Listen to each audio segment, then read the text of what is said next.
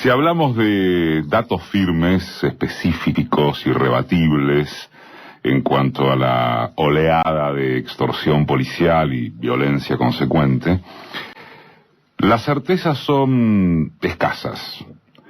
Aún así es factible, nos parece, trazar algunos ejes analíticos de los que puede estarse seguro, porque a mayor confusión e incertidumbre, siempre están para ayudar ciertos aspectos elementales del pensamiento y accionar políticos.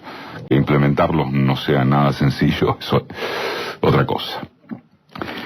Se sabe, vamos a repasar, que todo comenzó en Córdoba, pero el vértigo de los acontecimientos parece transformar a ese inicio en un episodio lejano. Es necesario volver allí, porque el modo en que se resolvió el conflicto de origen determina una parte enorme de lo extendido por casi todo el país. Y más todavía, de lo que es imperioso tener en cuenta para una observación global de aquello que está en juego. El proceder del gobernador cordobés fue poco menos que inenarrable. Una semana antes, 2 como mucho, de la precipitación de los sucesos, la Córdoba bien informada estaba al tanto de un clima potencialmente explosivo en la relación gubernamental con cúpula y subalternos policiales. Así fue corroborado en varias fuentes, a las que Casa Rosada y la prensa de alcance nacional no prestaron atención. Pongámoslo en primera persona, no prestamos, porque al tratarse de una provincia que ocupa centro geográfico, pero no político, se produce relajamiento. Es clarísimo, de todos modos, que la primera irresponsabilidad corresponde al cordobesista de la Sota, quien estaba de viaje irrelevante en Panamá cuando lo sorprendió la peripecia.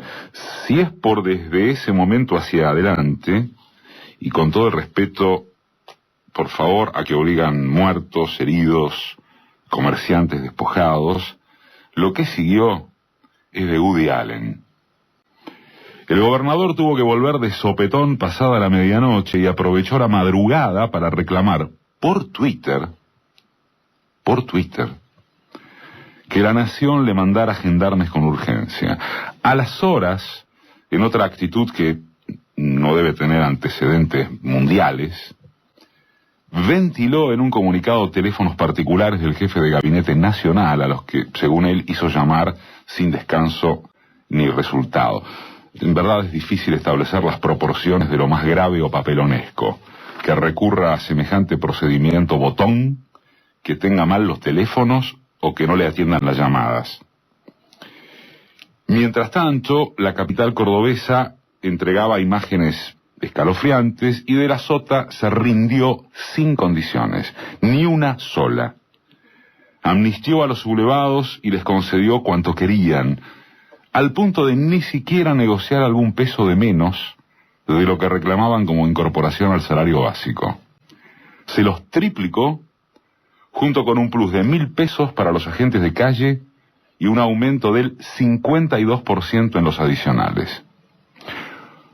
¿Cuánto había que esperar para que el ejemplo de tamaña impericia al frente de una gobernación estimulase la metástasis? La respuesta es obvia, pero debería ser más obvio mirar desde el umbral explícito hacia unos meses atrás, cuando una investigación periodística local reveló las andanzas conjuntas del narcotráfico y las autoridades de seguridad cordobesas. Eso conllevó el degüello de los jefes del área en la única provincia que tenía un policía al frente del ministerio respectivo. Si se quiere ser algo indulgente con De la Sota, en el sentido de que tomó nota y descabezó, el juicio que merece es igualmente lapidario. No dispuso de plan B para enfrentar la reacción de los afectados. El periodo que va entre la liquidación de la jefatura policíaca cordobesa y el autoacuartelamiento de la tropa es prácticamente el mismo que separa a estar cobrando con tranquilidad de la caja del crimen narco y de pronto registrar que los ingresos de esa procedencia se vieron perjudicados. Tomás Méndez, el colega de los servicios radiotelevisivos, los SRT, de la Universidad Nacional de Córdoba, que destapó la complicidad del poder político con la narcopolicía, lo resumió sin ambajes. Los polis dejaron de cobrar el ingreso del tráfico de drogas y adyacencias. Descubrieron de golpe que el salario básico era una miseria. Hay al respecto una referencia muy interesante. La Comisión de Libertad de Expresión de la Cámara de Diputados cordobesa, que incluye parlamentarios del Frente para la Victoria, el radicalismo, el Frente Cívico, el GEN y el PRO, había respaldado la labor del periodista junto con el rechazo a las amenazas sufridas por él y su familia. Eso fue el 18 de noviembre pasado y expresó la temperatura que se vivía en esos ámbitos provinciales. Casi enseguida saltaría la térmica, mientras De la Sota andaba de compras por el free shop panameño. ¿Acaso algunos de los detalles de este repaso narrativo pueden sonar frívolos o apenas anecdóticos? Como fuere, sirven a los efectos de advertir que lo complaciente, lo ingenuo o lo cómplice de la inacción oficial, provincial, cordobesística, diría De la Sota, promovió el contagio. Y ya no es sola cuestión de las policías distritales. El resto de los gobernadores cercados también consintió los requerimientos de la patoteada, y ahora se vienen encima todos los gremios estatales en comprensible exigencia del piso reclamante que De la Sota le habilitó a su policía, convirtiéndolo en efecto dominó. La violencia, los saqueos, muy lejos de ser un estallido social, ni cosa que se le parezca, tuvieron todas las características de zonas liberadas por las propias fuerzas de seguridad, nunca más patético el uso del término, y también del uso de las pandillas cautivas de la policía que responden a los negocios de la policía. Hay algunos oficiales señalados, aunque desde ya si algo no abunda en estos casos es la probabilidad de comprobaciones fehacientes. En cualquier hipótesis, el daño fue objetivo e inmenso, tanto porque fallaron las áreas de inteligencia que no previeron el desmadre, como por haber cedido a la extorsión pistolera. Podrá concederse, como no, que ya desatados los hechos debía llegarse a algún arreglo en forma urgente. Pero la herida puede ser irreparable si además, en corto plazo, no se procede a la sanción de la cadena de responsabilidades. La justicia, que de esto se habla en los diarios de hoy, podría establecer culpas delictivas, pero los tiempos de la acción política deben ser otros si no se quiere que la imagen final sea de impunidad. Cuando haya pasado la tormenta, deben caer todas las cabezas que hagan falta, en la medida de que después se complemente con un seguimiento obsesivo del destino de los descabezados. Una pregunta que tantas veces hemos hecho aquí, permítaseme, una pregunta que jamás encuentra respuesta institucional es: ¿dónde va a parar el grueso de quienes son apartados de sus funciones? Sobre todo, las etapas de León Arslanian y Nilda Garré, al frente de los organismos de seguridad, se produjeron purgas policíacas que se cuentan de a centenares. ¿Se hace inteligencia sobre las andanzas de esa muchachada? Al margen de lo que significa puntualmente la ineptitud del gobernador cordobés, su lamentable ejemplo es aplicable a consideraciones mayores. Una policía mal paga deriva en un modelo perverso, sistémico, por el cual es norma aceptada que les dejan manejar cajas sin control a cambio de cumplir con sus deberes represivos. Para peor, como se constata no solo localmente, La pérdida de influencia de los cuerpos militares da paso al surgimiento de la policía como factor de presión.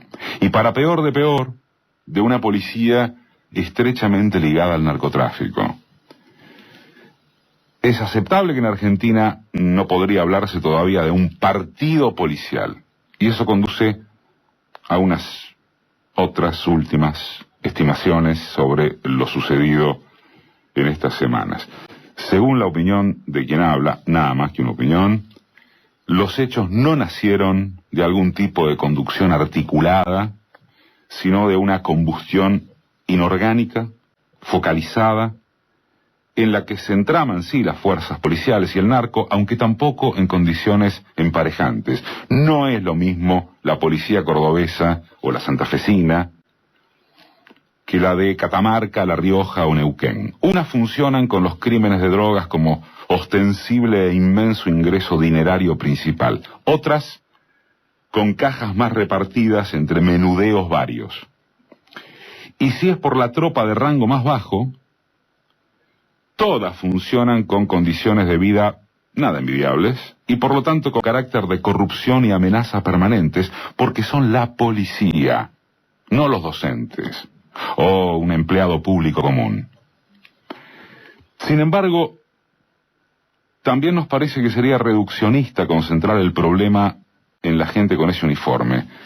Bien que sobre esto tampoco hay probanzas, es presumible la intervención de punteros, algunos políticos de la oposición que silbaron bajito, y otras faunas que, se insiste, no constituirían alto bardo inteligenciado.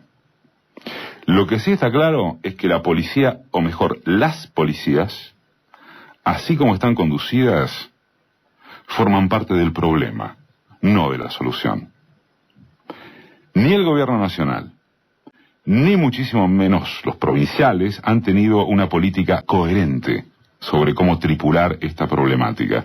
En realidad, los provinciales sí, directamente se entregan a negociar y o a formar parte de los negociados. La gestión nacional tiene por lo menos algunas líneas rectoras que no son menores, aunque salte de Garré a Berni. Hace respetar a rajatabla la orden de no reprimir las protestas públicas, avanza en la designación de funcionarios y creación de dependencias para luchar contra el narco, y la federal no será una joyita, pero, convengamos, al cotejarla con la estructura mafiosa de las demás, parecería la policía sueca. Finalmente, estará en danza lo de siempre. La puja distributiva, cómo se generan ingresos desde un orden productivo más eficaz. La algarada esta de la policía sale 26.000 millones de pesos. ¿Y a quiénes se afecta para priorizar un reparto más equitativo de la riqueza? El gobierno venía de recuperar el centro de la escena influjo de los diciembres argentinos aparte, le sale el grano de este clima enrarecido que algunos despistados, trastornados u operadores intentan relacionar con el 2001.